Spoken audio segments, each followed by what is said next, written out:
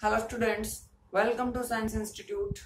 तो हमने कल पढ़ा था heat of combustion. Heat of combustion की हमने डेफिनेशन पढ़ी थी। इसको ज्ञात करने का हमने तरीका पढ़ा था, इसका मेजरमेंट पढ़ा था कि आपको किसी भी कंपाउंड की या किसी भी केमिकल कंपाउंड की हीट ऑफ कंबशन कैलकुलेट करनी हो, दहन ऊष्मा ज्ञात करनी हो, तो फिर आपको किसकी जरूरत पड़ेगी? बॉम कैलोरीमीटर की जरूरत पड़ेगी। बॉम कैलोरीमीटर की सहायता से किसी भी पदार्थ की दहन ऊष्मा ज्ञात की जा सकती है, कैलकुलेट की जा सकती है, मेजर की जा सकती है। वह वैल्यू किस फॉर्म में देता है भाई? कांस्टेंट वॉल्यूम पर, मतलब डेल्टा ए की फॉर्म में देता है। अगर आपको डेल्टा एच चाहिए तो फिर हमने कल रिलेशन पढ़ा था, कल तो लिखा था हमने, पढ़ तो बहुत पहले लिया था। तो उस रिलेशन की हेल्प से हम डेल्टा ई से डेल्टा एच भी कैलकुलेट कर सकते हैं। इतना हम पिछले लेक्चर में कर चुके हैं। लास्ट लेक्चर तक हमारा इतना पार्ट कंप्लीट हो चुका है। आज बात करेंगे हीट ऑफ कंबशन के एप्लीकेशंस पर, मतलब दहन ऊष्मा के अनुप्रयोग की हम बात करेंगे आज, इनको डिस्कस करेंगे। तो लिखो topic applications of heat of combustion.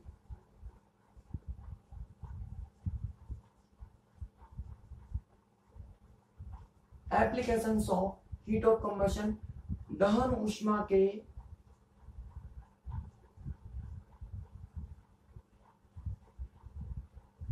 अनुप्रयोग, दहन ऊष्मा के अनुप्रयोग। अलग अलग तरह के अनुप्रयोग है भाई। अनुप्रयोग का मीनिंग है कि अगर हमें दहन ऊष्मा पता हो तो हम ऐसी कौन कौन सी क्वांटिटीज हैं, ऐसी कौन कौन सी चीजें हैं जिनके बारे में जानकारी प्राप्त कर सकते हैं या इंफॉर्मेशन प्राप्त कर सकते हैं। तो उनमें पहली चीज है हीट ऑफ फॉर्मेशन। अगर हमें किसी भी कंपाउंड की पता लग जाए दहन ऊष्मा, तो हम उसकी कैलकुलेट कर सकते हैं, हीट ऑफ फॉर्मेशन पता कर सकते हैं। हीट ऑफ फॉर्मेशन का मतलब होता है संभवन ऊष्मा। संभवन ऊष्मा क्या ज्ञात कर सकते हैं भाई? हम उसकी संभवन ऊष्मा ज्ञात कर सकते हैं।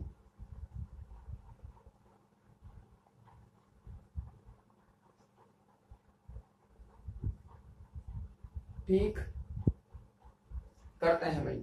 सबसे पहले तो ये पता हो कि संभवन ऊष्मा होती क्या है, किसे कहते हैं हम? Heat of formation. तो हीट ऑफ फॉर्मेशन का मीनिंग है, देखो अगर इंग्लिश में पढ़ोगे ना नाम, तो आप लोगों को इजीली इसकी डेफिनेशन समझ में आ रही होगी कि फॉर्मेशन का मतलब बनाना, किसी को फॉर्म करना, बनाना। मतलब किसी भी पदार्थ को बनाने में जो ऊष्मा बाहर निकलती है उसे कहा जाता है हीट ऑफ फॉर्मेशन कहा जाता है। जैसे कि मैंने किसकी बात की? CH4 की बात की।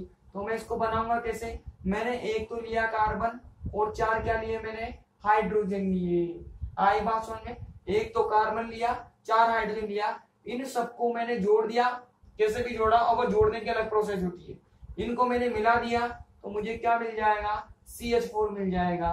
CH4 बनने में, इन दोनों से जो CH4 बनने में जो ऊष्मा का जो परिवर्तन होगा, ऊष्मा बाहर निकलेगी, उस ऊष्मा को कहा जाता है, या उस हीट को कहा जाता है हीट ऑफ फॉर्मेशन या संभवन ऊष्मा। आई बात समझ में?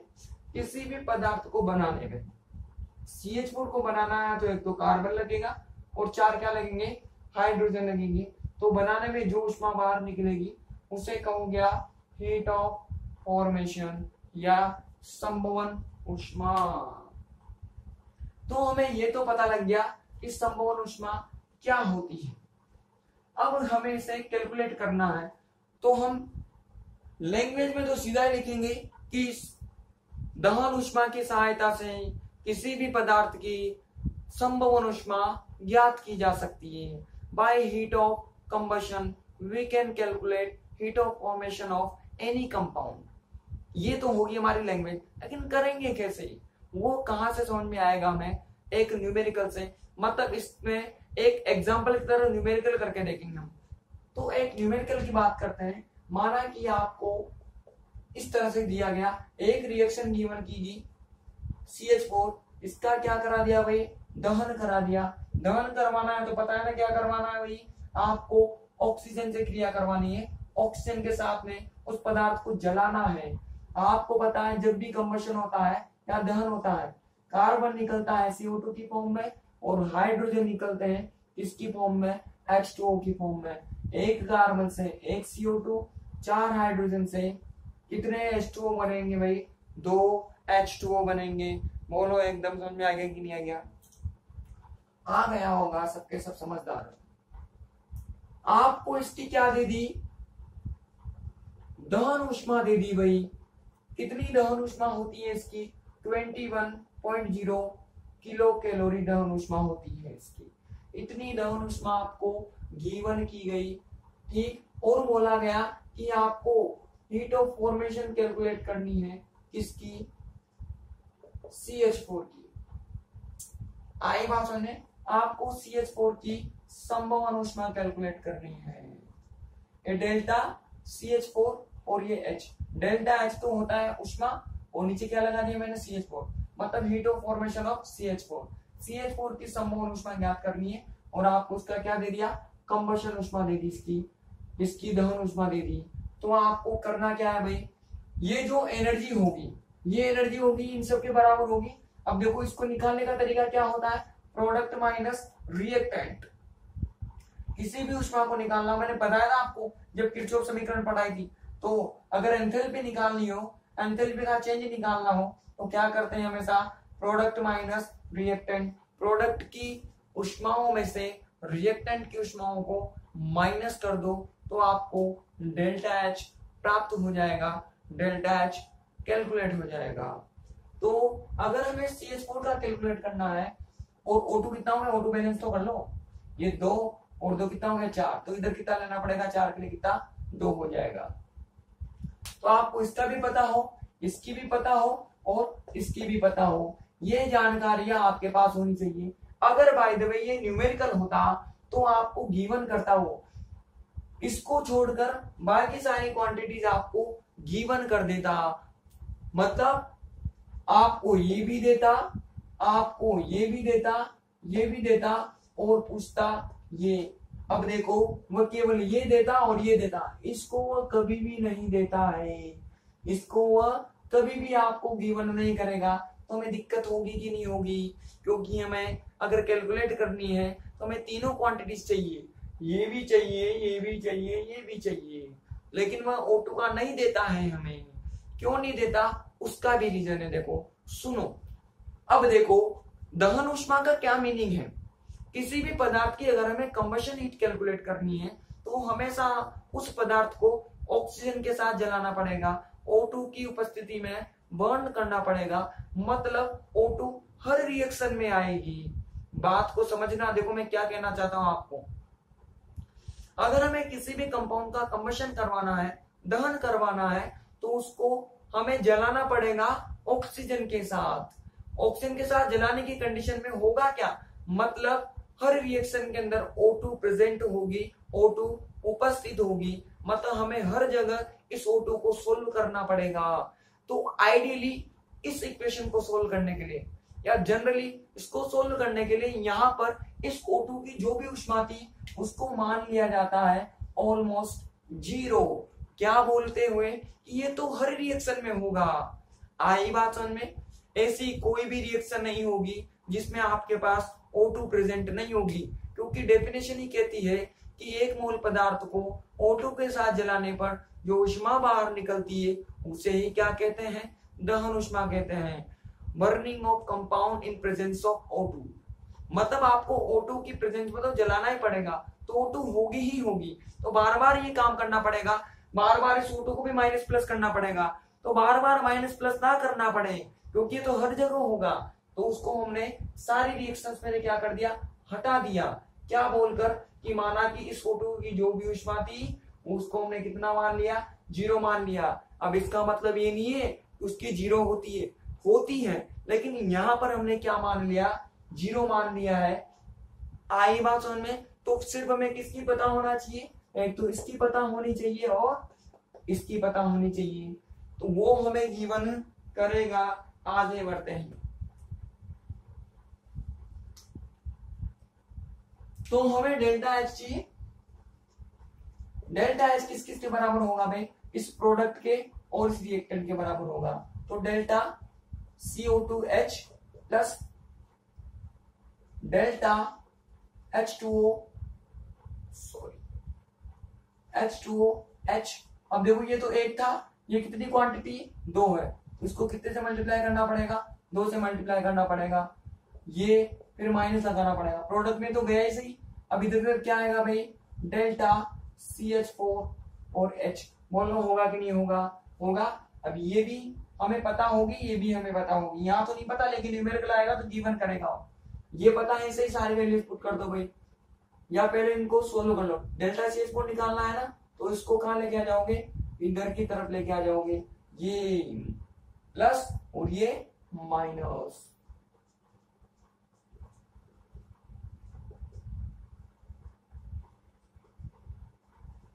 इधर की तरफ गया तो माइनस हो जाएगा। अब वैल्यूज पुट कर दो भाई, इसका होता है माइनस 94.3 किलो कैलोरी, इसकी होती है 58.0 किलो कैलोरी, और इसकी तो मैंने लिख ही दिया आपको 21.0 किलो कैलोरी। सारी वैल्यूज किसमें है, किलो कैलोरी में है, क्योंकि ये हमें किसमें गिवन की गई थी, किलो कैलोरी में। अगर ये जूल में गिवन की गई हो तो ये वैल्यूज भी किसमें पुट करनी पड़ेगी, जूल में। तो कैलोरी को जूल में करने का तरीका पता है ना आपको, कितने से मल्टीप्लाई करना है, 4.2 से, क्योंकि 1 कैलोरी इज इक्वल टू होता है 4.2 जूल। जिसको नहीं पता लिख लेना। चलो भाई सोल्व कर लेते हैं। ये 94.3, इसको 2 से मल्टीप्लाई करोगे तो ये कितना हो जाएगा, 16 हो जाएगा, ये 5 और ये कितना हो जाएगा, 11 हो जाएगा। बोलो इतना होगा कि नहीं होगा, इधर की तरफ ये 21 हो जाएगा, ये भी माइनस में भाई है ना, सारी वैल्यूज माइनस में है, ये माइनस में थी सही,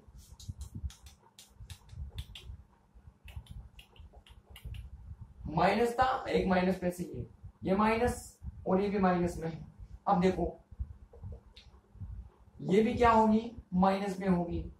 सोल्व कर लो, ये माइनस में ये माइनस, या पहले उसको सोल्व कर लेंगे, कुछ भी कर लो, सोल्व करना में आगे। ये माइनस माइनस क्या हो जाएगा, माइनस हो जाएगा, ये 1 16 और ये 0, माइनस माइनस क्या हो जाएगा, प्लस हो जाएगा, 21.0 होगा कि नहीं होगा। इसको सोल्व कर लो भाई, इसको तो ऐसे कैसे रहने दो, इसको सोल्व करोगे 16 में से 21 माइनस किया तो कितना आएगा, कितना आएगा भाई, 16 तो उधर से गया, और बचेगा कितना, 16 उधर से जाएगा, बचेगा कितना, 95 बचेगा। तो मेरे ख्याल से इतना आना चाहिए, इतना आएगा क्या, इतना आएगा।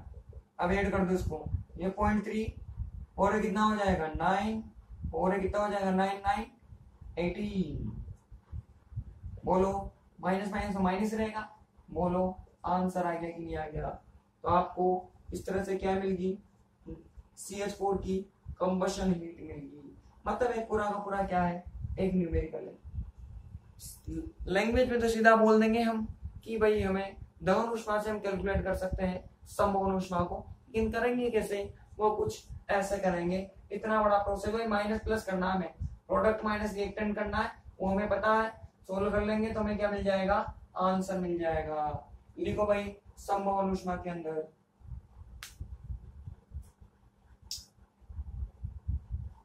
दहन ऊष्मा के आधार पर, दहन ऊष्मा के आधार पर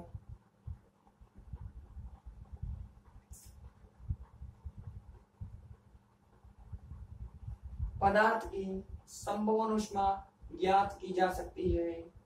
दहन ऊष्मा के आधार पर पदार्थ की संवहन ऊष्मा ज्ञात की जा सकती है, संवहन ऊष्मा ज्ञात की जा सकती है।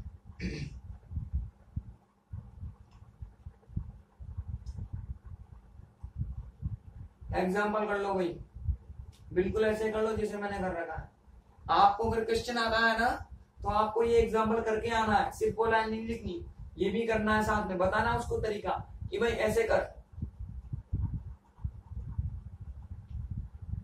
आप लोग भी लिखो heat of formation of any compound heat of formation of any compound can be calculated by heat of combustion, can be calculated by heat of combustion.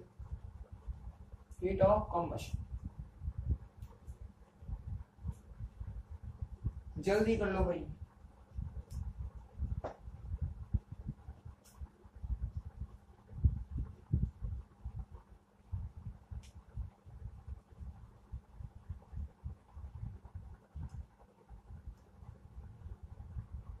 कर लिया होगा, स्क्रीनशॉट लेके करना, पता आप लोगों को।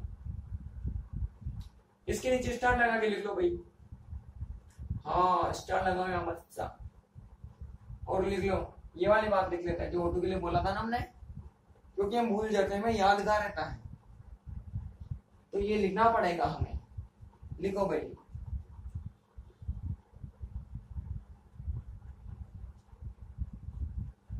यहां पर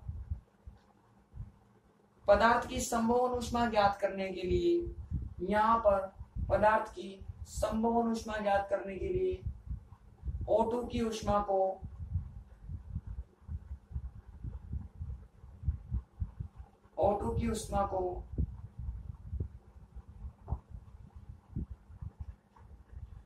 नगण्य माना गया है।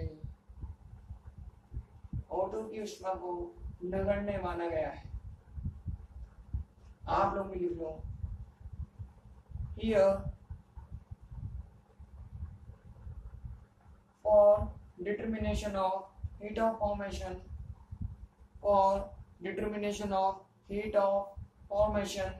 of any compound,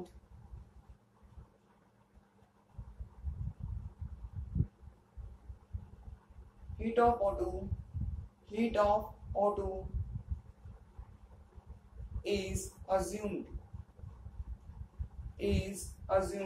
zero।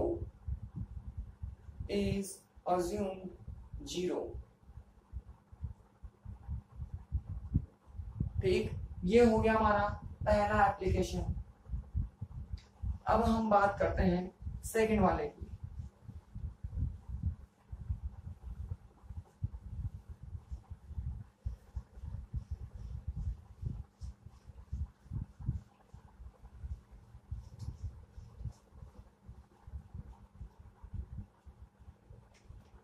Second वाला क्या है भाई?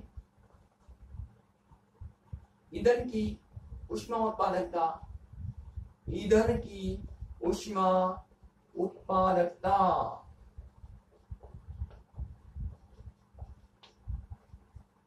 कैलोरीफिक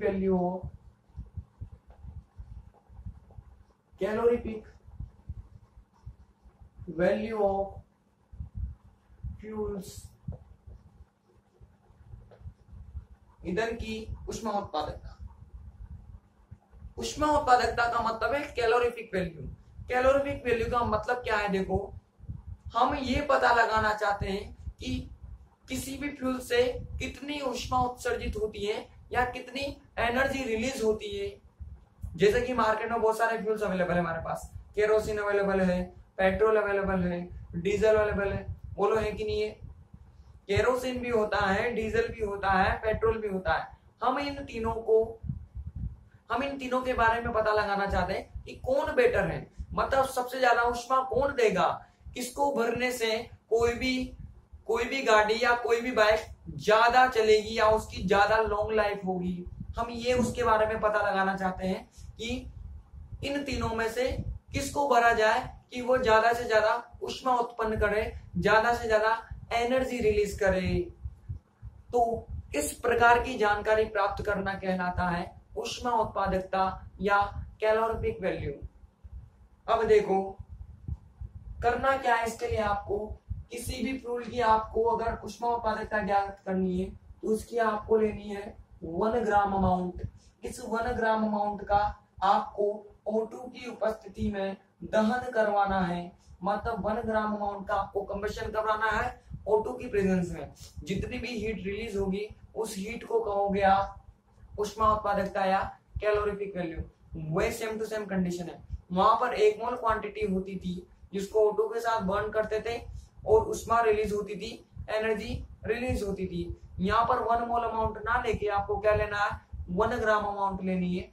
1 ग्राम अमाउंट को लेकर O2 के साथ दहन करवाओ, कंबशन करवाओ, तो जितनी भी हीट रिलीज हो उसे कहोगे आप ऊष्मा उत्पादकता या कैलोरीफिक वैल्यू। तो इसके आधार पर हम विभिन्न प्रकार के ईंधनों को क्लासिफाई कर सकते हैं, कैटेगराइज कर सकते हैं। कैसे? मैंने 3 तरह के नाम बोले। क्या क्या बोला है भाई मैंने? एक तो बोला है पेट्रोल, दूसरा क्या डीजल, और लास्ट में क्या केरोसिन। ठीक है ना? तो सबसे ज्यादा ऊष्मा उत्पन्न होती है पेट्रोल से, उसके बाद बारी किसकी आती है, डीजल की, उसके बाद में बारी किसकी आती है, केरोसिन की। ये सबसे ज्यादा हीट देगा, ये सबसे कम हीट देगा। हीट का मतलब एनर्जी, ये सबसे ज्यादा एनर्जी देगा, ये सबसे कम एनर्जी देगा। इस तरह से हम इनको कैटेगराइज कर सकते हैं, क्लासिफाई कर सकते हैं, अलग अलग कैटेगरी में इनको डिवाइड कर सकते हैं। ये सबसे बेटर और ये सबसे बेकार। लिखो जरा, लिखो इसके अंदर ऊष्मा उत्पादकता में 1 ग्राम ईंधन का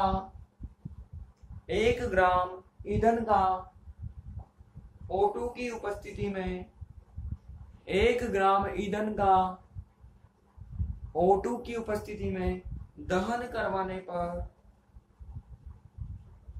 O2 की उपस्थिति में दहन करवाने पर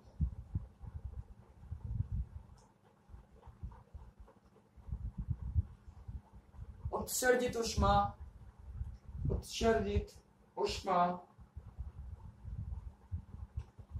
उसकी ऊष्मा उत्पादकता कहलाती है। उत्सर्जित ऊष्मा उसकी ऊष्मा उत्पादकता कहलाती है। अगली लाइन से लिखो, ईंधन की ऊष्मा उत्पादकता के आधार पर विभिन्न प्रकार के ईंधनों को श्रेणीकृत किया जा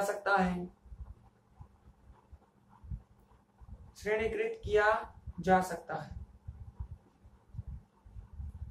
एग्जाम्पल लिख लो भाई बोर्ड से, आप लोग लिखो, when 1 gram of fuel is burnt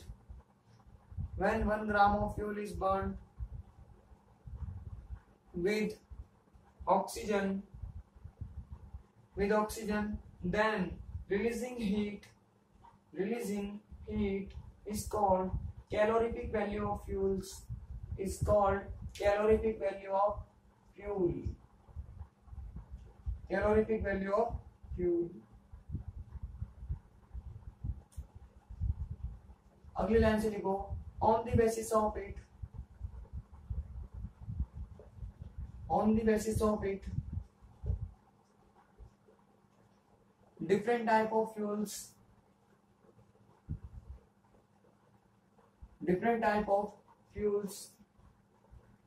can be categorized.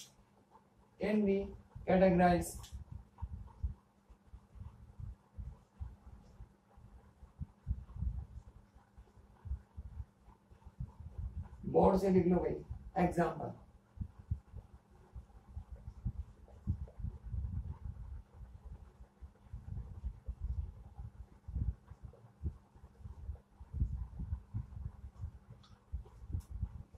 आगे किसकी याद करेंगे भाई हम? खाद्य पदार्थों की, फूड स्टफ्स की।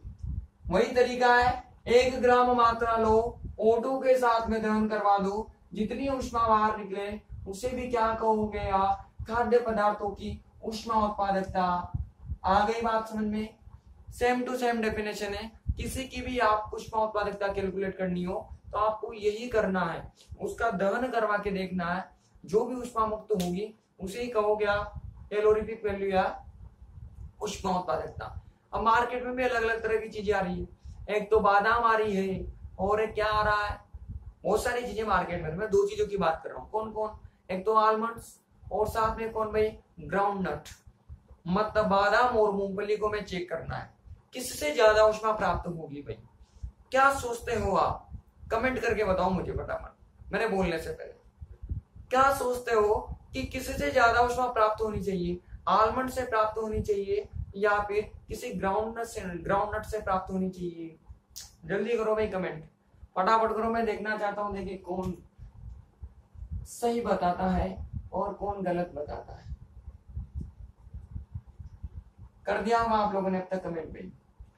देखो भाई सुनो क्या होगा, अगर हम आलमंड की और किसी ग्राउंड नट की तुलना करें, बादाम की और मूंगफली की तुलना करें, तो हमेशा मूंगफली से ज्यादा ऊष्मा उत्पन्न होती है किसी बादाम की तुलना में। ध्यान रखना, अगर आप मूंगफली खाते हो और बादाम खाते हो तो मूंगफली से ज्यादा एनर्जी मिलेगी आपको, मूंगफली से ज्यादा एनर्जी मिलेगी और ज्यादा आपको एनर्जी देगी। तो फिर इसका मतलब तो हमें फिर क्या खानी चाहिए, मूंगफली खानी चाहिए। बादाम क्यों खाते हैं, और बादाम महंगी भी क्यों आती है? आपको पता है दोनों की रेट में, दोनों की प्राइस में जमीन आसमान का फर्क होता है। एक तो 800-900 रुपए किलो और एक 100 रुपए किलो लगभग, इतनी आती होगी मूंगफली। तो देखो रेट में भी क्या हो गया, जमीन आसमान का फर्क हो गया। एक तो आसमान में है और एक जमीन पे पड़ी हुई है। जब हम जानते हैं कि मूंगफली ज्यादा एनर्जी उत्पन्न करती है तो फिर उसको क्या आना चाहिए था, महंगा आना चाहिए था, कॉस्टली आना चाहिए था। हाँ ये सच है कि मूंगफली से ज्यादा एनर्जी मिलती है, लेकिन बादाम दिमाग के लिए अच्छी होती है, उसके और भी गुण हैं भाई। मूंगफली में तो केवल एक ही प्रॉपर्टी है कि वह ज्यादा एनर्जी देगी, ज्यादा आपको कार्य करने की क्षमता देगी, लेकिन इसके अलावा बादाम में और कई ऐसे प्रॉपर्टीज होती है जिसकी वजह से वो क्या होती है, महंगी होती है। और एक तो हमें सभी को पता है कि बादाम हमारे दिमाग के लिए, हमारे माइंड के डेवलपमेंट के लिए अच्छी होती है, बेटर होती है। इस वजह से उसकी जो प्राइस है वो मूंगफली से काफी ज्यादा होती है। आ गई बात सुनने, तो हमें तो सिर्फ यहाँ पे क्या देखना है, ऊष्मा उत्पादकता देखनी है, किसकी ज्यादा होगी भाई, मूंगफली की ज्यादा होगी। लिखो फटाफट से,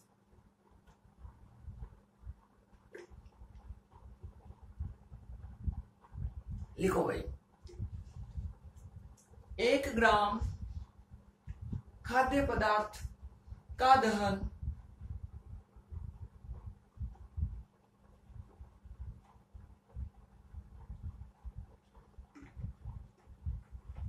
1 ग्राम खाद्य पदार्थ का दहन O2 की उपस्थिति में करवाने पर, O2 की उपस्थिति में करवाने पर उत्पन्न होने वाली ऊष्मा,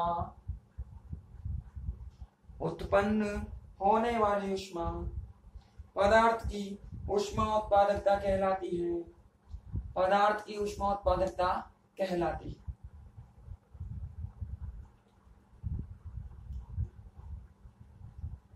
एग्जाम्पल लिखो, मूंगफली की ऊष्मा उत्पादकता बादाम की तुलना में अधिक होती है, मूंगफली की ऊष्मा उत्पादकता बादाम की तुलना में अधिक होती है।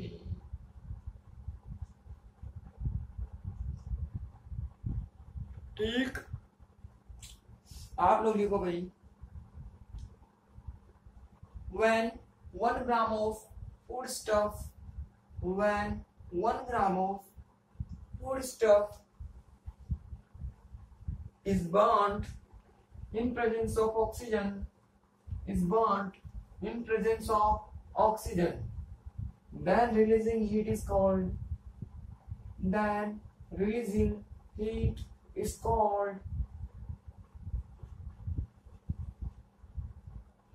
calorific value of foodstuff, calorific value of foodstuff.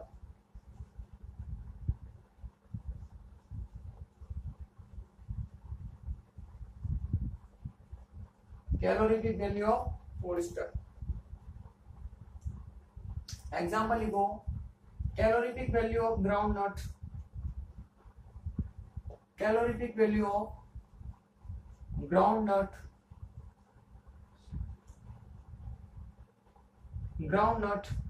is higher than almond,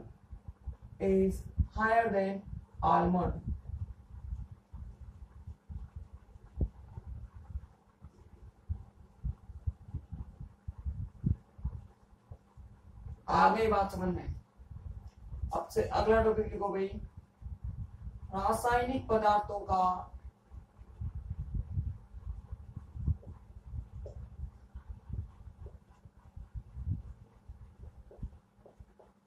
संरचना सूत्र ज्ञात करना, स्ट्रक्चरल फॉर्मूला है भाई, फॉर्मूला संरचना सूत्र ज्ञात करना। अब केमिकल कंपाउंड बहुत सारे होते हैं, एल्केन, एल्काइंस, बहुत सारे, लेकिन यहाँ पर हम बेसिकली किसकी चर्चा करेंगे, एल्केन की चर्चा करेंगे, या एल्केन को डिस्कस करेंगे भाई। हम एल्केन का फॉर्मूला कैलकुलेट करना सीखेंगे, उसकी हीट ऑफ कंबशन की सहायता से, उसकी दहन ऊष्मा की सहायता से। ठीक है भाई, तो देखो पहले तो हमें बेसिक थ्योरी समझने की करेंगे किसे, ध्यान से समझो। ये मैंने क्या लिखा, CH4 लिखा, क्या लिखा भाई मैंने, CH4। इसको मैं कन्वर्ट करना चाहता हूं इसके अगले मेंबर में। ये एल्केन का सबसे पहला मेंबर होता है, इसका अगला मेंबर क्या होगा, मेथेन होगा। इसका अगला मेंबर क्या हो जाएगा, एथेन। एथेन का मतलब 2 कार्बन। बताओ 2 कार्बन में क्या हो जाएगा, ये तो इतना हो गया। जब मैं एथेन का फॉर्मूला लिखूंगा तो मुझे कितना लिखना पड़ेगा, इतना लिखना पड़ेगा। बोलो एकदम करेक्ट है कि नहीं है, ये मेथेन, ये एथेन। आप जरा ध्यान से देखोगे तो बताओ इसमें और इसमें केवल किसका डिफरेंस है, इतने का डिफरेंस है। जैसे ही मैं इसके अंदर एक कार्बन जोड़ दूं तो C2 बन जाएगा, और 2 हाइड्रोजन जोड़ दूं तो क्या बन जाएगा, C2H6 बन जाएगा। इससे मैं कहा जाना चाहता हूं, इसके अगले मेंबर पर जाना चाहता हूं, मतलब कहा जाना चाहता हूं, प्रोपेन पर जाना चाहता हूं। तो मुझे वापस क्या करना पड़ेगा भाई, वही करना पड़ेगा। ये लो भाई, प्रोपेन का फॉर्मूला ऐसा दिखता है क्या, बिल्कुल ऐसा दिखता है। तो मैंने दिमाग लगाया, वापस से मुझे इसके अंदर क्या ऐड करना पड़ेगा, CH2 ऐड करना पड़ेगा।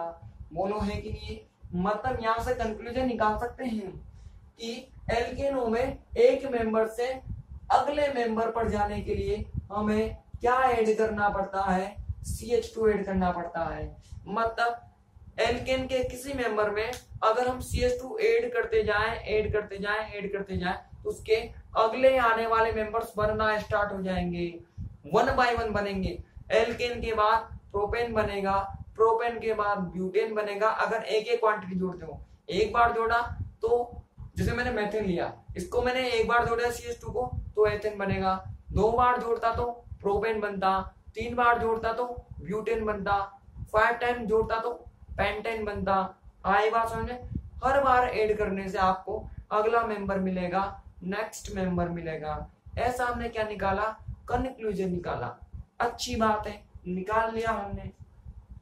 अब देखो CH4 की जो संवहन ऊष्मा होती है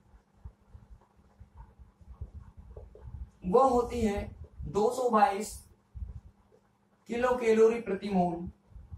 आई बात समझ में, इतनी होती है इसकी। डेल्टा एच इसकी कितनी मिलेगी आपको, इतनी मिलेगी। और जो CH2 होती है उसकी जो एनर्जी होती है, उसकी एनर्जी होती है 15.2 किलो कैलोरी। आगे बात समझ में, इसकी होती है इतनी। मतलब अगर हम किसी भी मेंबर को बनाना चाहते हैं तो हमें किसकी रिक्वायरमेंट होगी, CH4 की रिक्वायरमेंट होगी और CH2 की रिक्वायरमेंट होगी। जैसे मैंने इसको बनाया तो मुझे क्या क्या लगेगा, एक तो CH4 लगेगा, साथ में CH2 लगेगा। अगर मैं इसको बनाना चाहता हूं तो मुझे क्या क्या करना पड़ेगा, मुझे एक तो लगेगा CH4 और 2 क्या लगेंगे, CH2 लगेंगे। जैसे मैं इन सबको मिलाऊंगा तो मुझे क्या मिल जाएगा, C3H8 मिलेगा कि नहीं मिलेगा। मतलब हर मेंबर को बनाने के लिए मुझे हर बार किसकी रिक्वायरमेंट होगी, एक तो CH4 की और साथ में CH2 की रिक्वायरमेंट होगी, तो इन्हीं की बात करेंगे हम। तो CH4 के लिए इतना एनर्जी होगी और CH2 की इतनी एनर्जी होगी। बात समझ में आएगी नहीं आए? यहां से आपको करना क्या है, माना कि किसी भी रिएक्शन में आपको क्या गिवन करेगा, वो डेल्टा एच गिवन करेगा, उसकी संभवन सॉरी उसकी दहन ऊष्मा देगा। ये दहन ऊष्मा किस किस के बराबर होगी भाई, एक तो इस CH4 के बराबर होगी। जैसे कि मैं इसी रिएक्शन पर बात करता हूं, मैंने इसी रिएक्शन पर बात की, ठीक है ना।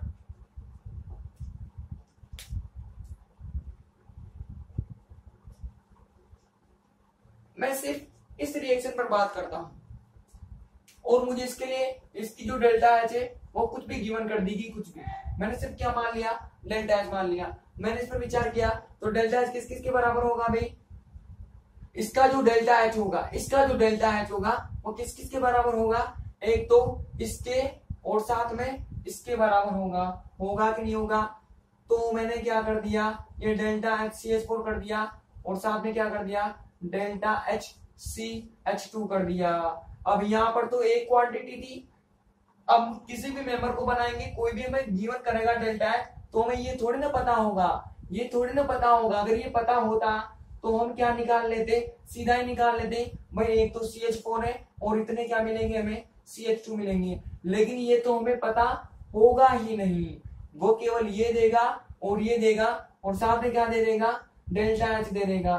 तो यही तो हमें कैलकुलेट करना है, ये कैलकुलेट करना है। तो मतलब ये में इसकी जानकारी नहीं होगी, ये पता हो जाता तो हम यहाँ से कैलकुलेट करके पता लगा लेते भाई n इतना है, मतलब इसको इतनी बार हमें ऐड करना है। बात समझ में आ रही है? तो ये पता नहीं होगा तो मैंने उसके लिए क्या मान लिया, इसको n मान लिया, स्मॉल n मान लिया कि एक तो होगा CH4 और जो CH2 है वो कितनी नंबर में हो, n में हो। एक बार होगा तो एथेन बनेगा, ये दो बार होगा तो प्रोपेन बनेगा, ये 3 होगा तो ब्यूटेन बनेगा। ऐसे करके अगले मेंबर में मिलते जाएंगे। तो बताओ इस इक्वेशन से ये हमें पता होगी, यहां से ये हमें पता होगा, यहां से ये हमें गिवन करेगा, तो यहां से स्मॉल n की वैल्यू आएगी कि नहीं आएगी। जब स्मॉल n की वैल्यू आ जाए तो यहां से क्या कैलकुलेट कर लो आप, कैपिटल N कैलकुलेट कर लोगे। कैपिटल N बराबर क्या हो जाएगा, n+1 हो जाएगा। और इससे आप किसी भी एल्केन का फॉर्मूला कैलकुलेट कर सकते हो, CnH2n+1। इस फॉर्मूले की सहायता से आप किसी भी एल्केन का फॉर्मूला पता कर सकते हो। अब मैंने इसको कैपिटल N क्यों बोला, क्योंकि ये n तो सिर्फ किसकी नंबर है, इन कार्बन परमाणुओं की संख्या को बताएगा। इसमें देखो एक कार्बन को मैंने एक्स्ट्रा ऐड किया हुआ है, आ रही है बात समझ में। इसके अलावा इसके अंदर एक कार्बन मैंने एक्स्ट्रा में ऐड कर रखा है, तो मैंने n के साथ में +1 कर दिया, तो कैपिटल में n मिला। अब टोटल कार्बन हो गया, तो बना लो एल्केन का टोटल कार्बन का फॉर्मूला। बोलो यही होता है क्या? बिल्कुल यही फॉर्मूला होता है। इसकी सहायता से हम किसी भी एल्केन का स्ट्रक्चरल फॉर्मूला कैलकुलेट कर सकते हैं। बोलो समझ में आया कि नहीं आया? हमने सारा का सारा दिमाग ही लगाया, देखो कुछ नहीं किया। हमने पहले कंक्लूजन निकाला कि समय CH2 का डिफरेंस होता है, फिर ये हमें पता थी, ये हमें पता थी, और हमने एक इक्वेशन बना ली इस तरह से, और इसको इस तरह से सोल्व कर दोगे तो आपको एल्केन का स्ट्रक्चरल फॉर्मूला पता लग जाएगा। लिखो भाई इसके अंदर लिखो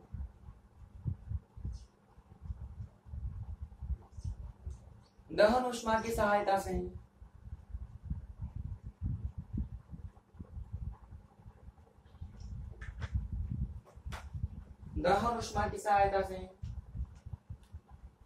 एल्केनों का संरचना सूत्र ज्ञात किया जा सकता है।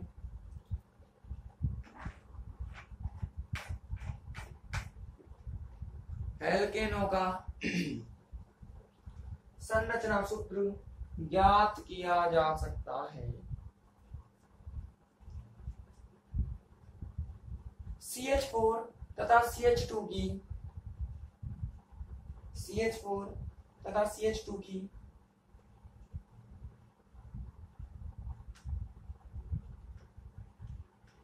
संभवन ऊष्माएं क्रमशः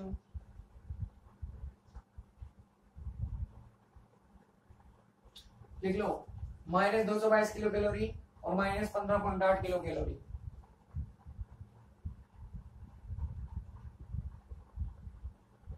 होती है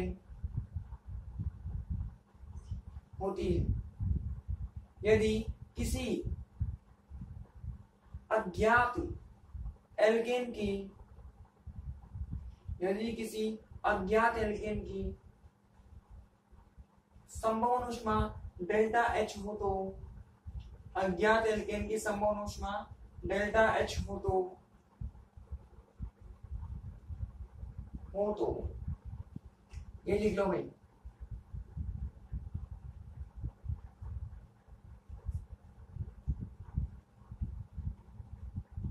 ठीक, इसके नीचे लिखो उपरोक्त समीकरण से स्मॉल एन का मान ज्ञात करके, उपरोक्त समीकरण से स्मॉल एन का मान ज्ञात करके कैपिटल एन ज्ञात किया जा सकता है, कैपिटल एन ज्ञात किया जा सकता है।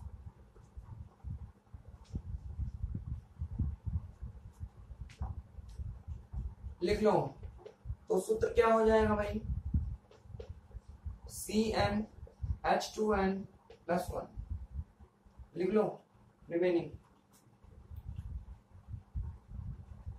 आप लोग लिखो on the basis of heat of combustion, on the basis of heat of combustion,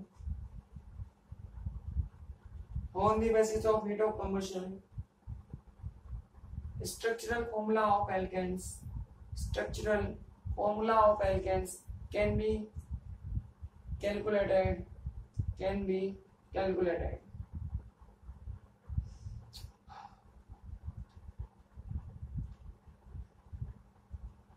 heat of formations of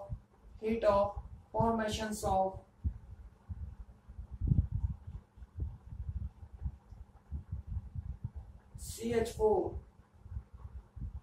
and CH2 are -222 kilocalorie and -15.8 kilocalorie, if heat of formation of unknown alkane,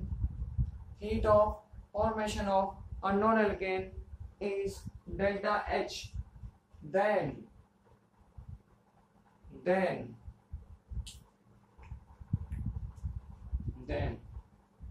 लिख लो,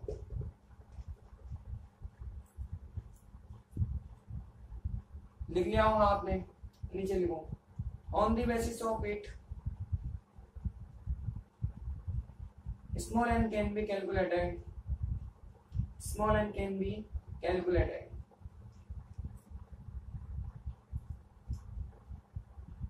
and from small n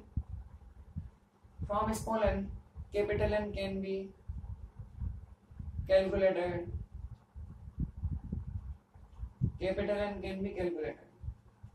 लिख लो। And ऐसे आएगा और एक formula CnH2n+1। ठीक है भाई, इसी के साथ दहन ऊष्मा के अनुप्रयोग खत्म हुए। फिर इसका न्यूमेरिकल करेंगे और हम शुरू करेंगे अगली ऊष्मा को, अगली हीट को।